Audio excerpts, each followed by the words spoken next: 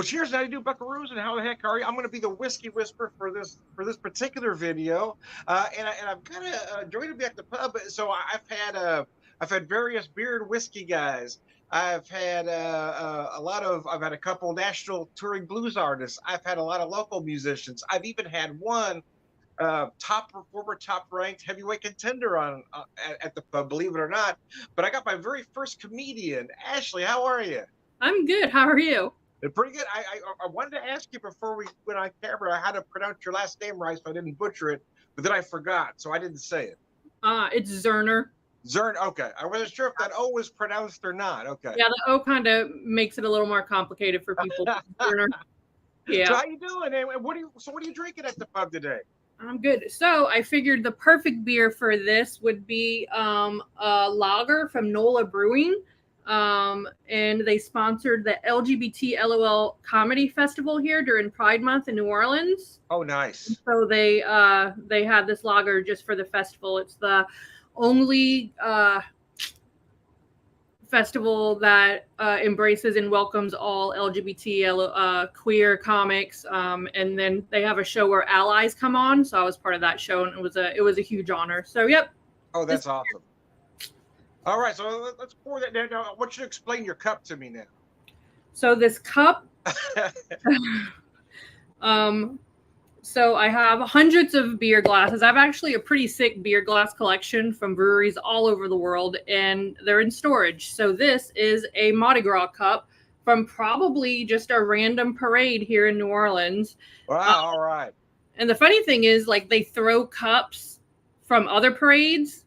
So it may not even been this parade. It could have been any parade. So I'm sure it was a good time, though. I've got a similar situation. I do have some glasses here. We've picked up a few over the years, but a lot of my stuff is still in storage for various other moves. Unfortunately, I've kind of got a glass Jones, right? I'm a glassware junkie, but my wife is my perfect enabler because most of the glassware that I have, she's picked up at thrift stores and various garage sales for me. So.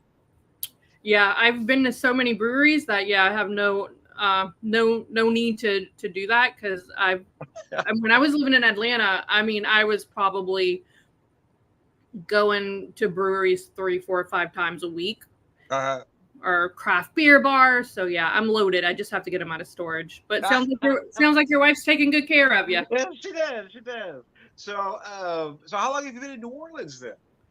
So I'm from New Orleans. I moved away when I was like 22, 23, moved to Atlanta for college. So just a couple years ago then.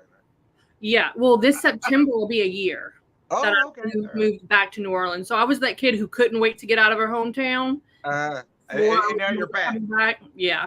But I love it because I live right in the middle of the French Quarter. I'm a few steps from Bourbon Street. Gotcha. Right in the middle of all the action. So kind of living like my little girl fantasy, as far as like the French Quarter growing up was just always a happy place that you came with the family to get away from real life. So, yeah, as a kid, I always thought it'd be really cool to live here. So now I'm doing it. You're doing it. All right. So how is you're a stand-up comic. So how is the stand-up scene in that neck of the woods? It's great. I started comedy in Atlanta, and there was a really strong community there, but it's actually just more close-knit here in New Orleans. Really? Okay, that's great. Where I live, I can easily walk to, we have one comedy club, Comedy House New Orleans. I could easily walk to that. I could walk to gigs. I have a gig after this, actually. I have a show here in the French Quarter. So nice. You actually like run into your friends who are comics on the street, or if you ever feel lonely or you need to have people around, all the places that you're going to run into at least 5 other comedians, and they're really just awesome people. So are you doing any touring? When I have opportunities, and I have been kind of like planning trips around opportunities that I get with stand-up comedy. So I just did 2 shows in DC. Oh, nice. That was a lot of fun. It's fun to do material in a new city because, you've said it a million times to the same people, the same comics, the same. So to have a whole new audience in a whole new state's a lot of fun. I would love to get some more things on the books in Atlanta, Florida, Mississippi, slowly in the works. Slowly, yeah, it's tough. I've noticed things move a little slower since COVID. And in the French Quarter, even slower than that. So even slower than that. Okay. Yeah. Everyone's in vacation mode here. So having said that, are most clubs back up running at full capacity now? Oh yeah, it's like, I mean, it maybe shouldn't be, but it's like COVID never happened here. It's really? Okay. Everything's back to full capacity, and it's kind of just business as usual. Now, of course, some places have shut down, and some protocols are still in place for private businesses and stuff, but pretty much business as usual. Well, good. So I imagine you're staying pretty busy then, right? Yeah. There's always something to do, and stand-up comedy, I actually am studying to get my tour guide license so I can be a French Quarter tour guide. Oh, really? That's awesome. Yeah. Yeah, so that'll, I figure I'll sleep when I'm dead. There you go. There you go. Well, I'm close to dead, so I like to sleep a lot, but hopefully that's not true. I enjoy that sleep. I turned 58 this year, so I enjoy sleep more and more in my old age. Nice. Yeah, that's about my mom. I think my mom's 57, so you're right there with my mom. Nice. Great. Okay, I'm your mom's age. That's awesome. And I think that my mom is extremely young and youthful. So. Oh, there you go. There you go. So I'm doing something a little bit different today. You know me as a beer guy mostly, as the beer whisperer, but since it's Wednesday, I tend to do Wine Wednesday and Whiskey Wednesday. Oh, okay. So I actually have some wine. This is called Saint Sin. It's from Red Fox. It's a small winery in Urich, Missouri. It's about an hour and a half from here. Tiny town, but they've got this beautiful winery out there. So, and I try to, if you follow me as a beer guy, I try to do everything as local or local-ish as humanly possible. Mm-hmm. So that's been my wife and I about the last year. We've been trying to visit as many Missouri wineries as we can. Ah. So tell me a little bit about your gig today, then.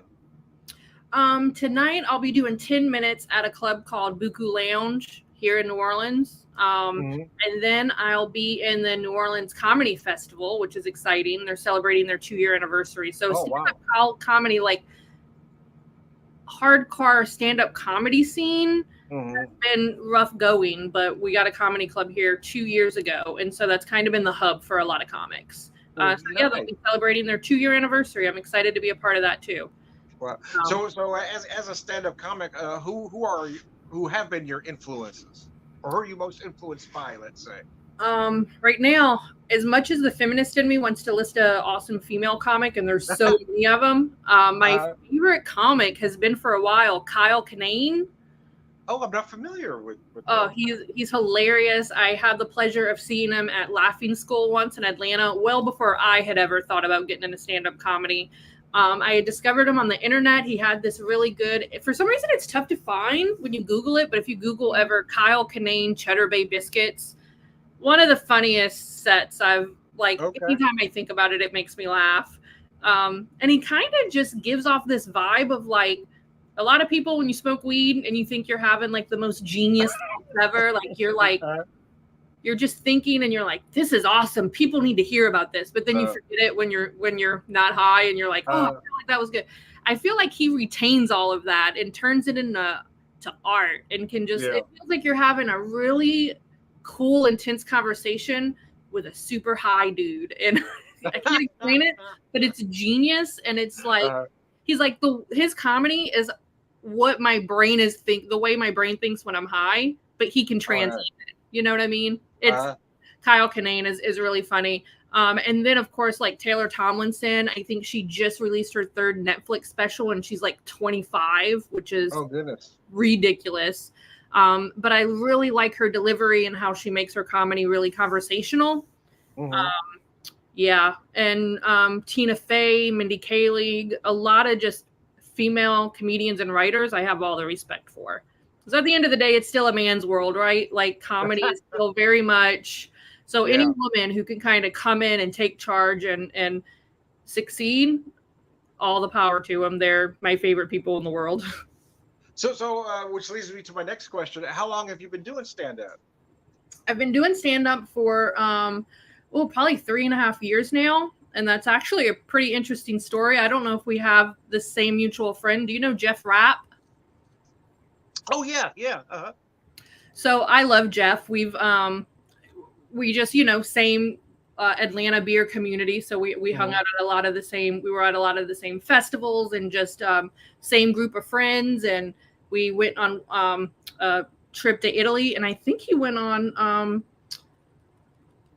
Italy and Ireland on both of those trips. So he's always a pleasure to hang out with. But we were actually at our friend Bob Pike's 80th birthday party. Do you know Bob Pike? No, I do not. He's a OG in craft beer in Atlanta. But it was his okay. I guess 80th I'm sure that I know. You may recognize him. You've probably run across him. But it was his 80th birthday, and Jeff was telling me about this all-female comedy, 6-week comedy class. And like, you really should, like, that would be right up your alley. You'd be so good at it. And I kind of just shrugged it off. Was like, oh yeah, that seems interesting, and kind of went about my way.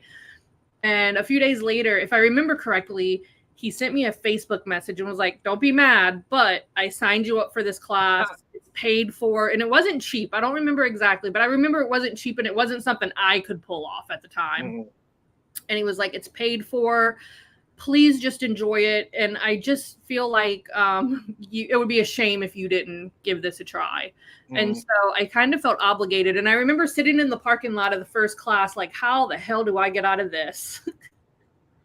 Wow. But then just being surrounded by so many women who were there to just lift each other up, and you couldn't do anything wrong. You know, there was no right or wrong way to do stand-up comedy. And it just ended up being like, it changed my life. And Jeff came to my graduation show. Him and his girlfriend Katrina came to my show. They're married now. They actually just came to New Orleans and came to one of my gigs, which was a really like full circle. But a fellow beer person and made a move to make it happen. So forever grateful. If I ever get a Netflix special, Jeff Rapp. Front row. So is there, just out of curiosity, is there any overlap between the craft beer community and the comedy community? Well, I do a lot of shows at breweries. They have a producer here who runs something called Craft Comedy, and it's stand-up comedy at the brewery. So NOLA Brewing, Courtyard Brewing. Really, there's some really great breweries here in New Orleans. So that's always a pleasure because I get to mix my two passions of comedy. Yeah. So I always enjoy being on those shows. And so many people from my beer community have come to my shows. Wow, that's nice. That's very nice. I probably well over a dozen of people that, like, you know, really dear friends, but craft beer that we hang out at the brick store, and a lot of them. And when they come to New Orleans, they always make sure to pencil in one of my shows, which I'm always grateful for. I'm like, you could be getting shit-faced on Bourbon Street. You know that, right? For some reason, they want to hear me tell dick jokes in front of strangers. There you go. Mercy. Well, you might have to tell a few then, just in case. And I've noticed the craft beer community, for the most part, is very supportive in other endeavors, I've noticed. Oh, yeah. Very much so. And when tragedy happens, they're super supportive. You know, I've lost two dads, my dad and my stepdad, over the last 4 years in the craft beer community. I actually was working for a brewery when my dad passed away.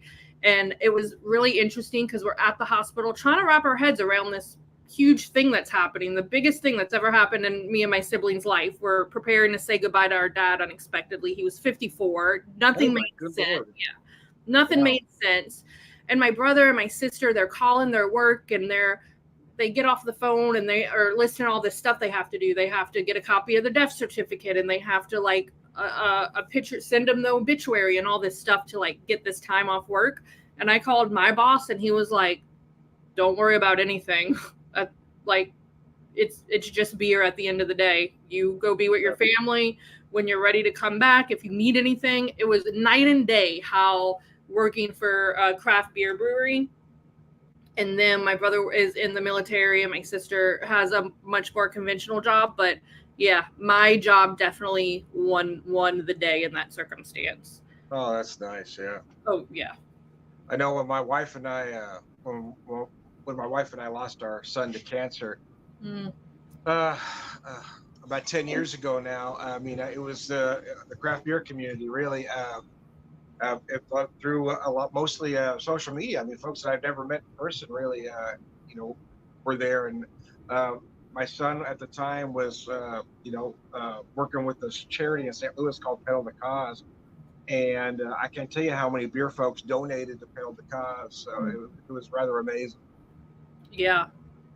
That doesn't surprise me at all. They really, I don't know, craft beer is about, I don't know, having a passion about enjoying life and it's recreational and it should be fun and we definitely could take it to the next level with, beer tastings and all the weird nerdy stuff that we get into, at least that I get into sometimes drinking beer. But at the end of the day, it's like you're drinking a good beer that you know the backstory of usually with good people. And that, craft beer people are the best. Comedians are second. Oh, good. I'm glad the comedians are there for you. Close second. And here's why. At the end of the day, us comedians, we're still all just trying to make it to the next level. So I love my comic friends, but I also wouldn't be surprised if they, had to, do some cutthroat stuff to get ahead or, at the end of the day, we're competing against each other. We love each other and I want to see everyone win. But in beer, you don't have any of that. You just are our friend opened a brewery. Let's go support them and enjoy each other's company. It doesn't ever have to get that deep, which I like. Yeah. You're not competing for gigs. You're not competing for gigs. Yeah. So I don't know. It's just much more laid back. And my beer friends are just so diverse. I think the average age of my beer friend community is 65. There's a lot of us old guys around. And gals, but yeah, well, that's true. I should have said that too, but yes, you're right.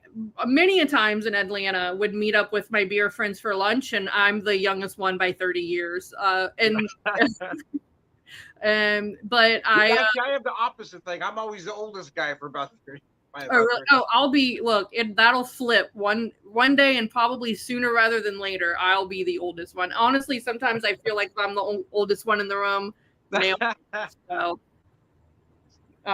it's bad. So how talking about that a little bit? How competitive is it to get gigs out in your neck of the woods? For me, I probably book between 8 and 12 paid shows a month. And I've been doing it for less than a year here in New Orleans. So that's really good. That is really good, actually, yes. The thing I like is that for the most part, my group of comic friends are very encouraging. And even if, we're not going to all think everyone's funny. We're not going to all... At the end of the day, me and I think a lot of my friends who are comics are if they have the balls to get up and do it and they keep at it, it doesn't matter if I think they're funny. They're a comic and kudos to them. And I have all the respect in the world for them. And so it is a very supportive community in that way. You can tell there's some jealousy every now and then if someone gets a gig and, someone else has been really clamoring to get that and they haven't yet. There's some, but for the most part, I think we all want to see each other succeed. Well, that's good. Yeah. Yeah. So along those lines, are there any stories you want to tell as a comic? And I don't know. As far as, let's say, let me put a finer point on that. Any interesting stories about getting gigs, or what might be the most interesting or strangest gig you've done? I'll tell you a gig that my friend got and that I would have loved to get because it was so unique. My friend just did a show at a swingers convention here. Wow. And I think everyone was a little jealous of that one because we like weird, quirky. Yeah, we like the weird, quirky shows like that. And so I think all of us are okay, how do we make that happen next year?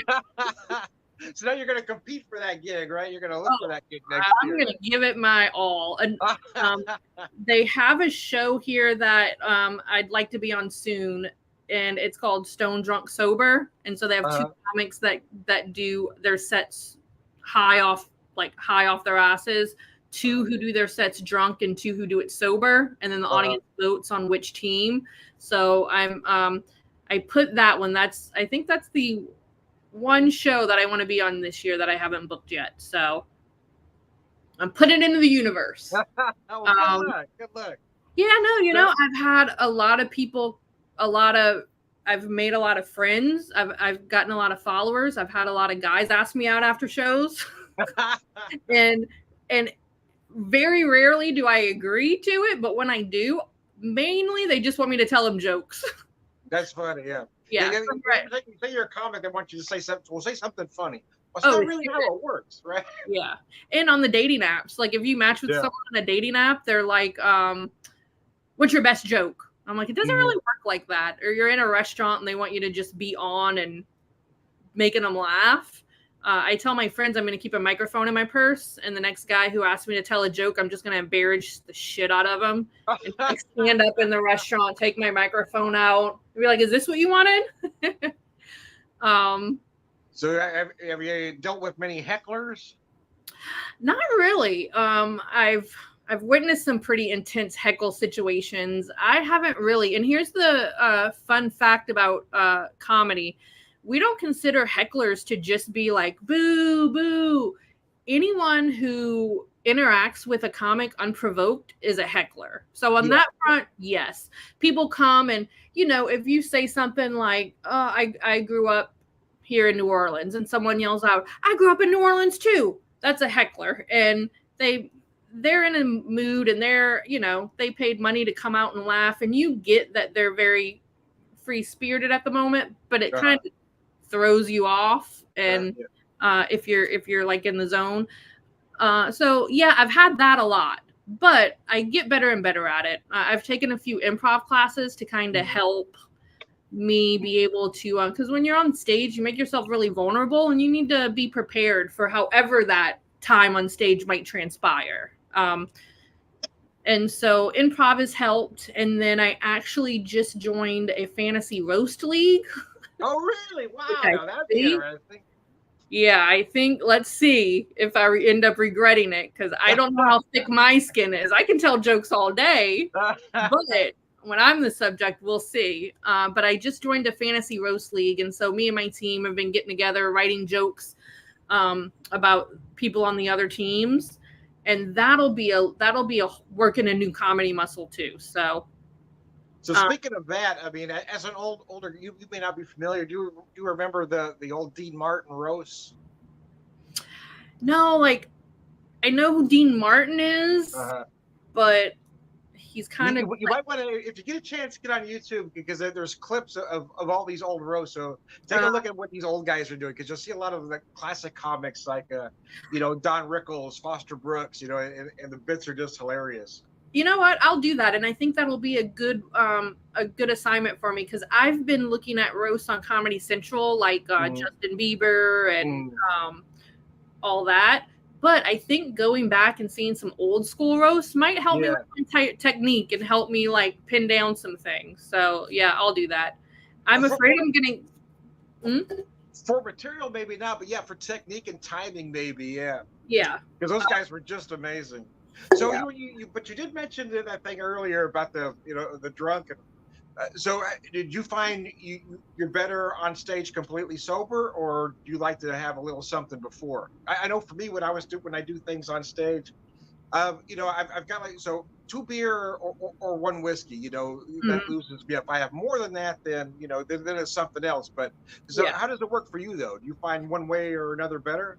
That's a good question, because when I actually first started comedy, I couldn't do anything. I was a nervous wreck. I was the person in the green room with my notes, just pacing back and forth. And the other comics are eating and drinking, and they're offering me some. And I'm like, how can you? I didn't even understand how they could have an appetite. Like, why are you not terrified right now? And then as soon as I got off stage, I was kind of on that high and still shaking. Like, honestly, some days for shows, I would just like be prepared that I'm not going to eat much that day because of the nerves. Yeah. But I mean, that's been a while. Now that's definitely not an issue. And I used to smoke before shows, marijuana. I used to smoke marijuana before shows, but I could tell I'm a little more hazy. And I quickly realized that for especially for paid shows, I need to be much more professional because I'm being paid to be my absolute best on stage. People paid money to come out and come to a comedy show. They might have got a babysitter, you know, things like that. I owe it to them to be my absolute best on stage. So I definitely don't smoke anymore. I'll have a beer or two, definitely no shots. I'll have a beer or two now, and that's totally fine. And then when I get off stage, all bets are off. I'm just doing all the things. Yeah, there you go. There you go. So I love watching comics like Ron White, for instance, who uses that whiskey glass as you know, pacing and timing. Oh yeah, we all have our little tricks, and I've learned so much from other comics over the years. One thing that I do, I like to bring a drink on stage, even if it's just a prop, because I need to regroup or get back on track, and it gives me that. And then I also will. Some comics might hate me for revealing this, but I have notes on the back of my phone. I have a clear case. Oh, there you go. And a lot of comics, if you notice, will bring their phones up to record their set because it helps us. We go back and listen to it and see what worked and didn't work. So I'll press record and then just put my phone down to where I can see this. And then I put my drink next to it. Rarely do I ever need to use it, but it's a comfort blanket type thing. Yeah, it's like a fail safe. There you go. Yeah. So in the almost 4 years I've been doing this, maybe 3 times I've kind of panicked and had to do the whole take a sip and, you know, pretend like I'm taking a sip while I look down at my phone. Not often, though. Thank goodness. Yeah. I know for me, I mean, I used to play in a band way back when I was in my early 20s. And the first time I was on stage, because I was young and cocky and I thought I was good until you know, everything, you know, turned on, and all of a sudden I got this insane stage fright and I couldn't move. I could hit the notes, but I couldn't do anything else. I would just, like, all I could do was look straight ahead. I couldn't smile. I couldn't do anything. So I had to figure out how I could not do that again. So what worked for me, the only thing that's worked, even still when I do the beer whisper and whiskey whisper bit, is I sort of adopt this, you know, persona that I'm no longer Tom. Now I'm the beer whisperer, the whiskey whisperer. So I don't get nervous, you know, in that way, because I'm no longer that person. I'm not that person with these insecurities. I'm this other person now. Yeah. Oh yeah. Those things, knowing what techniques are going to help you be your best is invaluable. And I have so many friends and so many comics who you would in a million years think that they get on stage in front of sometimes hundreds of people to tell jokes, but they really are different people when they're on stage. You know what I mean? Like they take on another. You have to really love the craft. Like you obviously really love the podcast and beer and whiskey and sharing that with people more than your insecurities about, you know, whatever it is that freezes you up. So so I had Jason here popped a couple comments. He says, cheers first. And then he says, Ashley, are you coming to the Seattle area anytime soon? I love Seattle. Seattle's where I moved to after Katrina. Oh, really? Oh, wow. Okay. I'm going to give my age away, but whatever. I was 21, never lived away from home, like never lived more than 30, 40 miles from Louisiana. Seattle was the biggest culture shock. Since then, I've lived all over the world. Nothing has been more of a culture shock than being 21 and leaving the South for the first time and going to Seattle. It was wild. I lived there for 6 months and didn't make one friend, which is unheard of for me. Oh, wow. I make friends walking to the grocery store. And but I haven't been back since. I would love to go back to Seattle. I really enjoyed it and have a lot of good memories there. If I can get any stage time, any booked gigs, that's something that I'm working on this the rest of this year, is putting more effort into, like, actively looking for opportunities in other states. So if I can get a good gig in Seattle, try and stop me. I'll be there really fast. Well, Jason says, let me see if I can get this posted here. Doesn't want to work. He says Seattle freeze is a real thing. See, I didn't know that either, but that's interesting. Yeah. In my early 20s, I lived in Bellingham, Washington, north of Seattle, there for a couple of years. But I Mhm. did notice when I moved up there. I mean, it was coming from Southern California to there. It was more of a culture shock than I thought it was going to be. Mhm. People just weren't as warm, and not to bash Seattle. There were some great people there, but I'm used to like I have very extroverted parents and I'm very extroverted, and we live in a city that's so extroverted that I'm like a Labrador puppy when I meet people. You know what I mean? I have Yeah, to remind myself to like, okay, you know, and in Seattle, everyone just seemed to have this wall up. If it wasn't absolutely necessary, they were not striking up a conversation. And Lord help me, I would try to like strike up random conversations with people. They were not having it. But Seattle's actually the first time outside of like a few weird instances growing up in New Orleans, like 2 times, but the first time I saw like real snow was in Oh, Seattle. really? Oh, wow. Yeah. That's interesting. It was really cool. It was my first time. I went to Mount Rainier and skied a few times. So I did a lot of firsts. My first time trying Thai food was in Seattle. Oh, really? All right. And I've loved it ever since. So yeah, met so many people that just so much diversity that I had never seen before. Really? Yeah. And it was a really good experience. So yeah, I'd love to go back to Seattle. Maybe I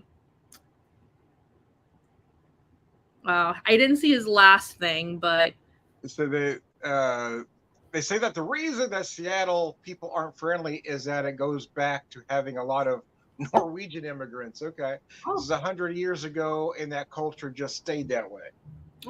Perhaps, or I don't know. That could be an element, but I feel like that Maybe, weather. I think maybe it's a vitamin D deficiency. Yeah, because I remember I had a little studio and I lived in Bellevue, so not quite Seattle. I lived in Bellevue, this little nook adjacent to Seattle, and I remember from my studio apartment, on a clear day you could see Mount Rainier, but on a not clear day you couldn't see the stoplight on your street. Yeah. It was the weirdest thing, and there were much more not clear days. So I saw Mount Rainier maybe like 6 times the whole time. I lived there for 6 months, and I maybe saw Mount Rainier from my window like 6 times. That's funny. So it was, yeah, definitely the weather was something to get used to, but no humidity or low humidity meant that I had the best hair I've ever had. I would call my sister and be like, you have no idea how fabulous my hair looks right now. A prison sight. It was beautiful. You were talking about diversity. I've got almost an opposite story. So I grew up in Southern California. I left when I was about 22, went up to Washington for a couple of years, but then I came out to Southwest Missouri here, where it's very monochromatic out here. So it was really kind of I don't know what the right word is. I mean, it was just odd. It's just very very, very white, let's just say.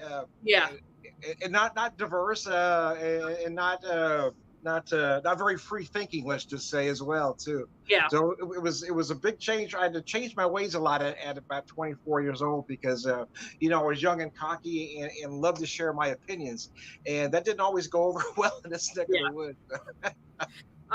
I think that's a good age, because that sounds like you're about the same age I was whenever I had that experience. I think that's a really good age to kind of get hit with like how big the world is and how complex people are. Like the sooner you can learn that, the better, in my opinion. I have learned. I do remember 21. God, this was, I don't even remember what year, and I don't want to think about it because. But I remember Wi-Fi wasn't really a thing. It was just starting to happen. And I remember even asking someone, what's Wi-Fi? Because like they have some stickers saying free Wi-Fi, and like had never really Wi-Fi was just coming out. And I didn't know how to like be comfortable with myself alone just yet. So now that moving to Seattle helped me appreciate like how big and different the world is. Like I want to live in other places and see how, how different that is. But also I don't get as lonely because I've made friends in all over the world. But if not, I know how to like be comfortable in my own space now. That's something I did not know how to do at 22 years old, 21, 22. So that was pretty invaluable lesson. I'm glad I learned it earlier rather than later. Yeah, well, now that you have lived all over the world, as you say, what I mean, do you have any stories about certain places you've enjoyed more than others, or I actually lived in Brazil for 6 months on the oh, good ocean. Lord, really? Wow. I loved it. A town called Recife. And actually, two friends of mine, I'm celebrating a pretty big birthday at the end of the year that I'm not so happy about, but I'll be turning 40, which is weird. Are you really? Wow, I didn't realize you were that old. Yeah. Now's your time to tell me how young 40 is. Yeah. Super young, right? You feel young, but your body reminds you it's not. You're not. I don't know. I do Pilates every day. Do you? Okay, well. Save that off as much as I can, and I walk. Fingers crossed. Well, I'm a guy who just had a total knee replacement about a month ago. So, yeah, your body's there to remind you. Yeah. So I'll be turning 40, and I'm thinking about a trip to Belize. Oh, wow. Okay. Two girlfriends that I met in Brazil. One of my very best friends who lives in Chicago now. And then another one of my friends and we haven't all been together since we lived in Brazil 11 years ago now. Oh, wow. So yeah, just like lifelong friendships. Like you're in a beautiful place. You're on the ocean. You're like living this lifestyle of beach days and fresh coconut water and all that's really great memories. But the friendships that I made that I've watched some people get married and start families, and I've watched their kids grow up because we were friends in Brazil, and that's just really cool. And so yeah, they're gonna come celebrate my 40th birthday with me, so I don't, Nice. so I don't burn everything to the ground and panic. Look, to be fair, 40 is not so bad. Trust me. I'll be honest with you. I complain about some aches and pains, but I don't mind. I freely share my age. I mean, because there are things I can't do at 58 that I could do 30 years ago, but I know things now at 58 that I didn't know 30 years ago. Oh, for sure. And I understand things more at this advanced age. So. Oh, advanced age. I don't like that phrase. To be fair. So I'm curious though. So have your friends and family been supportive of your comedy career? Oh yeah, for sure. My friends and fellow comics are always really surprised sometimes whenever they find out that I've told all these jokes and my mom is in the audience. Oh really? Yeah. Because my jokes are not the most, they're not rated PG for the most part. I tell a lot of jokes about drugs and sex and all of this stuff, and then even every now and then I get a reaction if my mom's in the crowd. I'll tell like a particularly like sensational joke, and I'll be like, my mom's here with us, and everyone just goes crazy because they're like, there's no way she just told that joke in front of her mom. But my mom gets that it's comedy. She and actually I had a pretty big showcase a while back. I had 3 minutes to like give my best performance, and we had a call with a producer who was saying like, try to make your stuff as palatable for I've never been good at saying that word, palpable for the general audience. So if a joke says the F word, maybe find a alternative. If the joke, just try to like cater to the general audience. And so I was calling my mom and going over the jokes I was going to tell, and I had some options to be like, should I say penis instead of dick? And my mom's like, no, say dick. That's who you are. And I'm like, okay, Mom. You have to be authentic. Yeah, she's like, no, penis, no, say dick. And I'm like, okay. If Mom says it's cool. And so, yeah, she's definitely helped me like, and my mom's a big inspiration for a lot of my comedy. So I think she gets a kick out of that. She's always joked that I was going to write a book about my trauma. And she's like, I didn't think it was going to be comedy. But yeah, my mom had me when she was 16. She had 4 kids by the time she was 21. Oh gosh. Which is another reason why I'm freaking about turning 40. When my mom was 40, I was 20. I was in my early 20s. I was probably in Seattle when my mom was 40. She had grandkids when she was 40. She had 4 grown kids and grandkids at 40. Oh, good Lord. Wow. And here I am at 40 living, right off Bourbon Street. I literally just had to throw a cactus away the other day because apparently I couldn't. Can't keep a cactus alive. Couldn't keep a cactus alive. Couldn't make the cut. It like got all rotted and stuff. And I tried. That's the point. My mom kept 4 humans alive, and I killed a cactus recently at the same age. So it's a little skill set. Yeah, it's a little intimidating. But yeah, and then my mom and dad, they were 2 teenagers with 4 kids in New Orleans. And so I got a lot of really fun stories out of that. I tell a joke about how I used to, when I'd find my dad's weed, I'd flush it down the toilet, which I really did. And now as an adult, I'm like, he was 24 with 4 kids. He fucking needed that weed. But like, I was like working against him, and that was not cool. So just observations about, He needed that for his nerves. 24, 4 kids. Yeah, I don't have half of the pressures he has. And I am always looking to self-medicate. And my biggest worry today was like, am I gonna have time to run to the store to buy a frozen pizza for dinner before the show? Like, that literally was my biggest stress of the day. And my parents were like running a household with hardly no money, trying to make us all happy. I have no idea how they did it, but it makes for really good comedy. Yeah. Well, comedy comes from pain, does it not? I mean, pain, trauma. The best comics have been through a lot, man. Oh, yeah, that's an understatement. I mean, I'm not a comic by any stretch, but every funny story I have comes from something terrible happening. Yeah. Or something, I should say, something that someone else might perceive as terrible. Yeah, or just uncomfortable things. I talk about a lot of uncomfortable things on stage, and for some reason, it makes it less uncomfortable when you see that other people are relating to it, Like, when people are like really, I've been doing a lot of material lately about dating, just like being single and dating in the age of Tinder and Hinge, and it's especially difficult when you live in such a touristy spot. And so I've been doing a lot of jokes about that, but I literally have women come up to me after shows and are like, you really get it. That's really what it's like. Showing up to a first date looking fabulous, and they're wearing like basketball shorts and slides. And you're like, did you fit me in on your busy schedule? Like, what, like, women are like, yeah, that's what it's like. So it's, I still have a lot of trauma to let out on stage with the family and the childhood and all that stuff, but definitely getting a lot of good material with the dating and all that.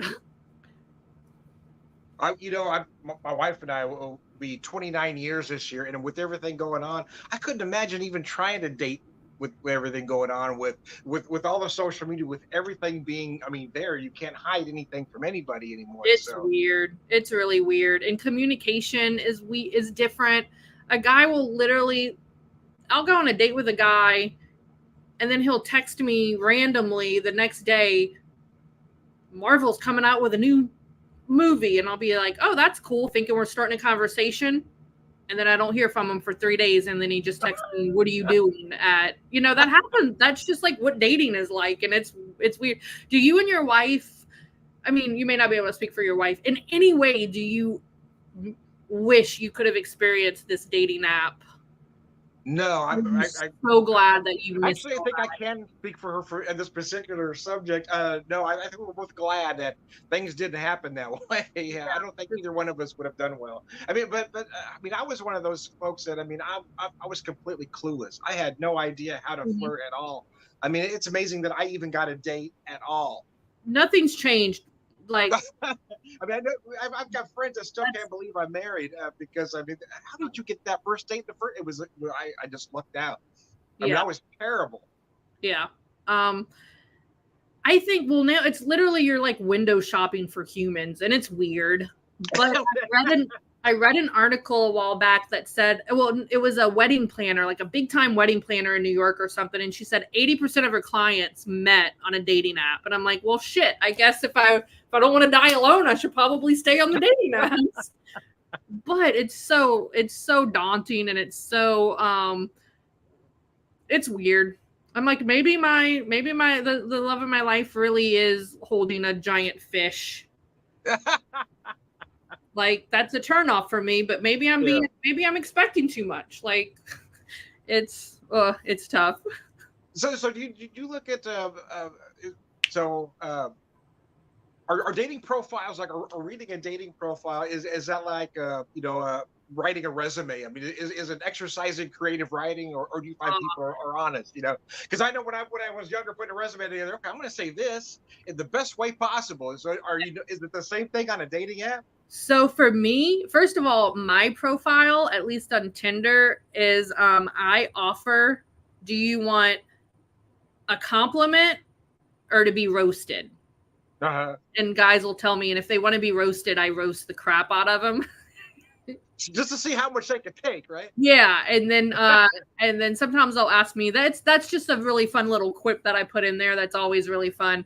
But I actually, my technique for that is I just swipe right and left based completely on what they look like in their first picture. Usually, like yes, no, yes.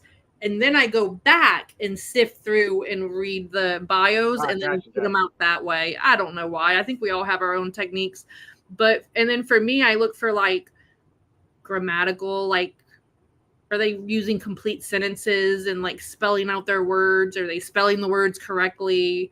Do they seem to have, I like when their Instagram's connected because that tells me like if they have a rich social life filled with family and friends and hobbies and, if they only have like 2 posts and they're friends with 80 million Instagram models, that's probably that could be a red flag, yeah. Oh yeah, there's a lot of red flags. I was just on a show this past weekend called Ex-Boyfriend Material, where a bunch of comics basically we told the story of our worst dates. And then we did some game show stuff, but we left with these red flags. And I figured I'm going to put mine just like right above my doorway to remind me to not ignore the red flags. It's tough out here. Be so happy. 29 years. That's awesome. And yeah, just you're very blessed. Oh, yeah. I know it. I just couldn't do it. I know, but way back when I was kind of funny and witty up until I knew she was interested, and then I was the biggest clod you ever saw. I stumbled over my words. I had no idea how to flirt at all. I don't think men don't even have to know how to flirt anymore because it's all, you wouldn't believe how much time I spend just talking to guys and never actually meeting up with them because they never pull the trigger. So frustrating. And then it's like, I tell my girlfriends that I think I'm pretty easy to date in that I refuse to let you pay for anything. I know that's, a lot of old school people don't like that, but I assume you work just as hard for your money as I do mine. And you don't owe me anything. We're not in this societal, like you have to prove you could take care of me and our kids. Like I probably make more money than you if we're being honest. So I'm not going to be an expensive person to date. I'm not jealous. I'm not clingy. The 2 things that are important to me are communicate, like be communicative, like text me often. I'm a big texter, like communicate, call me on the phone and make plans. And those 2 things, I may as well be asking to have loose diamonds delivered on my doorstep by a genie. Like that is more possible than my 2 requirements of communication and make plans. That's funny. It's I don't know how funny it is, but well, I'm sorry. Maybe funny was the wrong word, but hey, it's keeping me busy with comedy and helping me pay a few bills. So I guess I'll look at the bright side of it.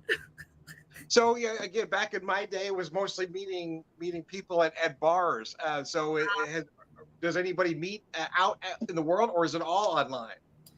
I mean, are most people you meet on some sort of social media? I'm convinced that, first of all, I am 5'10", and I'm loud. I'm not shy. Guys do not approach me very much. Now, to say that, I just had a guy ask me for my number on the way to the grocery store today. So there's, there's some enigmas. Well, nice. But out with friends and stuff, guys don't approach me. I'm a lot. And I've had guys tell me that I'm a lot or I'm too much or, whatever. So I just have to find the guy who likes too much or doesn't look too much. Maybe that'll happen, and maybe we'll see. But man, I'd say I probably the ratio 80% online dating apps, maybe 20% out in the wild organically meeting people. So is there more success one way or the other? I mean, is it easier to weed them out online or in person? It's a little easier to weed them out online because we're all so good at being sleuths nowadays. So I can,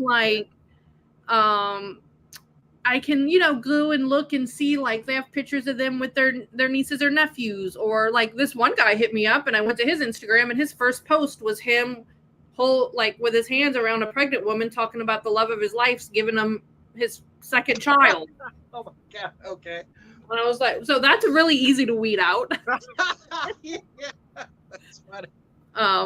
So yeah, the first thing I do is like go look at their Instagram. If they don't have social media, that's a huge red flag because it's like, okay, where's your wife and kids? Yeah. They're there somewhere. We know it. Yeah. Yeah. Like, I don't believe that you don't have any social media. It's just not, it's possible, but it's rare. But it makes for a lot of good comedy. And I'm always, honestly, sometimes I think I stay on the dating apps just for the inspiration to write jokes. Yeah. I bet that does provide a lot. Yeah. Oh, these men, they have all the audacity, and it really works out in my favor as far as comedy is concerned. They're not doing my gender any favors. Is that what you're saying? They're not making us look good. Not at all. It is few and far between. Oh man. So yeah, maybe if you can like get them all together in a room and maybe have a talk, that would help. If you could just, do an old man pep talk, huh? Yeah. Just, however you got 29 years under your belt. I just don't think a lot of men want that anymore anyway. I just say yes dear a lot. Yeah. The first man who says yes dear to me, like, let's just get married. Let's do it. I had a question. See, that's the first rule. Always get the last word in an argument. It's yes dear. Yeah. Yeah, that's the other thing. I feel like men don't really want that anymore. Like, or there's this trending thing on TikTok right now where it's a guy saying, I think you're the most beautiful, perfect, lovely, wonderful woman in the world, but I want to see what else is out there. And I do feel like that's what it is for men and women dating right now, because of that whole like FOMO thing, fear of missing out, or we have so many options at our fingertips. Oh, yeah. That like there's no the one. There's a lot of people, and take your pick for, that's what it feels like. So it's really tough. But it's fun, like, I'm not putting a lot of pressure on myself, and it's fun to definitely be single in the French Quarter is interesting, mostly because all the people you meet are here for conferences, work events, vacations, bachelor parties. Mm-hmm. So they're just coming and going, which could be a good thing or not a good thing, depending on, how you want your night to go, I guess. Oh my goodness. That's hilarious. I know we were talking about, trauma earlier, their childhood. My brother and I joke with each other. He's 5 years younger than I am, and we'll tell people some of the stories growing up, and they're laughing, thinking we're embellishing everything, and if anything, we're actually toning it down a notch. It sounds like you have some good comedy material. When you put your comedy bits together, do you find yourself embellishing, or they're gonna, if I say it exactly that way, they're gonna think I'm lying to them. Did you have to tone it down, or? I have a few jokes that have been tweaked for the sake of the punchline, or because I think it's going to hit a little better. I have this one joke where this guy ghosted me. We had been seeing each other for about a month, and then he just ghosted me. That's another thing with dating. They love to just disappear and make you think that you were crazy and imagined everything, and that's always fun. But this guy ghosted me, and he was 40 years old, and I remember driving, kind of being upset, like, taking it personal. And then I was like, he did not have a bed frame. Why am I upset? about a 40-year-old who didn't have a bed frame. Like, and now that's one of my favorite jokes to tell, and people love it. I talk about, like, I say, yeah, it turns out I have a type. I didn't think I had a type, but I do. My type is men who don't own bed frames. And people laugh, and I'm like, or bookshelves, or books, if we're being honest. So that's like a little embellishment. You know, it wasn't that bad, but I was like, how far can I take this? And I take it pretty far. It's been one of my favorite jokes to tell lately. And it's all because, this 40-year-old guy with no bed frame made me feel bad about myself for 2 minutes. Yeah, so what am I really missing out on? Exactly. Like, really, I think really I'm more just butthurt. Like, my ego is you know, but at the end of the day, where was this really going to go? Like, I want to go to, I want to go to Italy next year for 2 weeks, and he like needs to make a trip to IKEA before he, can think about such things. So yeah, a lot of real world stuff. I don't make stuff up. Like, I don't make. One time I was having dinner with a girlfriend, and she said something funny, and I was like, can I use that? And so I took her story and made it my story. And it did really well, but yeah. So every now and then, but for the most part, it's 98% just observations, trauma, the good stuff. Is that old line? A comic says funny things. A comedian says things funny. Yeah, it is. It's all in how you tell that story. Yeah, it's a lot of delivery too. I'll have comics come up to me after shows, and they can pinpoint how I change something up to play with the delivery to see if it's gonna to be better. And yeah, they'll come up and give me notes, but the delivery is pretty important. Knowing when to stop for laughs, and not cut people off, because you're in your head, so you're just like on to the next joke, and you have to like remember, like, oh yeah, people are enjoying themselves. You don't need to rush it. It's a whole science. So I got to tell you, when I've been in the audience for comedy shows, I'm either a comic's dream or a nightmare, because I think everything is funny and I laugh loud and long. So do you want somebody like that that's laughing all the time? That you got to, like you said, but you might have to stop and slow down for? Because I mean, I'm loud, and I might laugh for 2-3 minutes at one joke.